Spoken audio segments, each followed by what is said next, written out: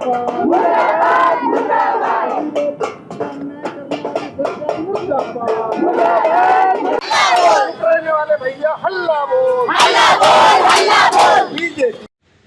में राष्ट्रवादी कांग्रेस पार्टी शरद पवार गुट की ओर से बढ़ती महंगाई और घरेलू गैस सिलेंडर की कीमतों के विरोध में थाली ठोका आंदोलन किया गया। आंदोलन का नेतृत्व महिला शहराध्यक्ष प्रिया फुके और शहराध्यक्ष धनेश्वर पेठे ने किया। बड़ी संख्या में महिलाओं ने हाथों में थालियां लेकर सरकार के खिलाफ नारेबाजी की और बढ़ती महंगाई पर अपना विरोध दर्ज कराया।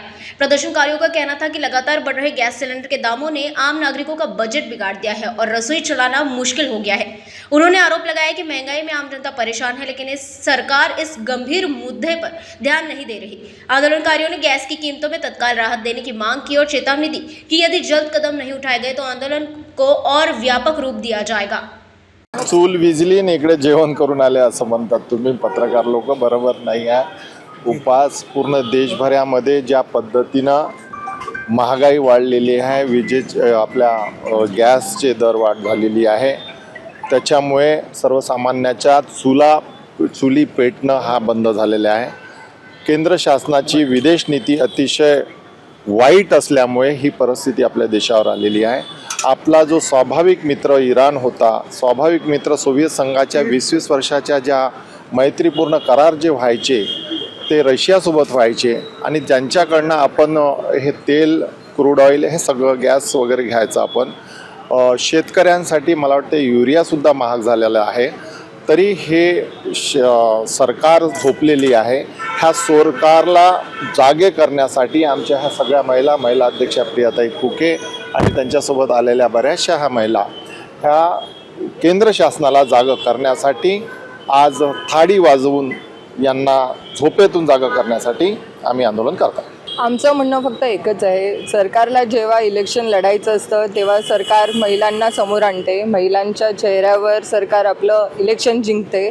पण आता लोकांनाही समजायला लागलं, महिलांनाही समजायला लागलेलं आहे की हे फक्त चॉकलेट देतात जेव्हा इलेक्शन असते आणि वारंवार हे आता महिलासुद्धा अनुभव घेत आहे। वर्षातनं म्हणजे आता 3-4दा जे दर आहे गॅस सिलेंडरचे ते वर खाली होत आहे। परत आता 89 रुपये झालेलं आहे, तर असं किती आता मागच्या रविवारी जे 29 रुपये परत वाढलेलं आहे। तर कुठेतरी महिलांना मारून टाकण्याचं एक काम सरकार ही करते आहे। मला असं वाटतं की जेव्हा तुम्ही महिलांबद्दल बोलता, महिलांचा सक्षम होण्यासाठी बोलता, तेव्हा ती तुम्ही भूमिका सरकारने दाखवली पाहिजे। जसं आता आपण पाहिलं आहे, आमच्या ज्या मावशी होत्या ज्यांनी इलेक्शनच्या आधी सिलेंडरवर आंदोलन केलेलं होतं, फार ते गाजलं होतं, पण तसं आता त्या कुठे गेल्या? आता त्या गायब झालेल्या आहेत। आणि आता जेव्हा इतक्या दरवाढीमुळे महिलांना जो त्रास होत आहे, पेट्रोलमुळे, भाजीपाला, डिझेल, खायचं तेल, पाण्याचं बिल आणि अशा बऱ्याचशा गोष्टी आहेत। लाडकी बहीणचं जे आहे, लाडकी बहीण योजना जी बंद केलेली आहे, लखपती बहीण ज्या होत्या ते गेले कुठे? इतके तुम्ही लाईट बिल, पाण्याचं बिल, जे काही आता सगळ्या महिला बोलत आहे, हे सगळ्यांचा आक्रोश आहे, सगळ्यांचा राग आहे, जो आता लोकांवर दिसतो आहे। लोक रस्त्यावर येतात आहे। कुठेतरी सरकारने याच्याकडे लक्ष द्यायला पाहिजे आणि गॅसचे जे दर आहेत त्याच्यामध्ये कमतरता कमी केलं पाहिजे। मला असं वाटतं की आता कुठेतरी सरकारने जागा व्हायची वेळ आलेली आहे। जर महिला रस्त्यावर आल्या तर सरकारची काही खैर नाही। आणि राष्ट्रवादी महिला ज्या महिला आहेत या सगळ्या इथे आलेल्या आहेत आणि आम्ही आमचा राग दाखवत आहे। तुम्ही जातात, त्यांचा रोजगार नाही वाढला ना, इतकी महंगाई वाढत आहे, सरकार झोपलेली आहे का?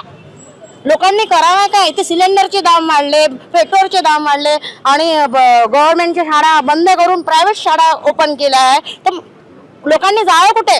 गरीब लोकांनी मुलांना शिकवावं का काय करावं? फक्त चुनाव आले की लॉलीपॉप द्यायचं आणि बंद करायचं। लाडली पण एकच योजना बरोबर चालू नाही शकत, तर 10 योजना काढायची काही गरज नाही आहे सरकारने। सरकार झोपली आहे, मला तर असंच वाटते।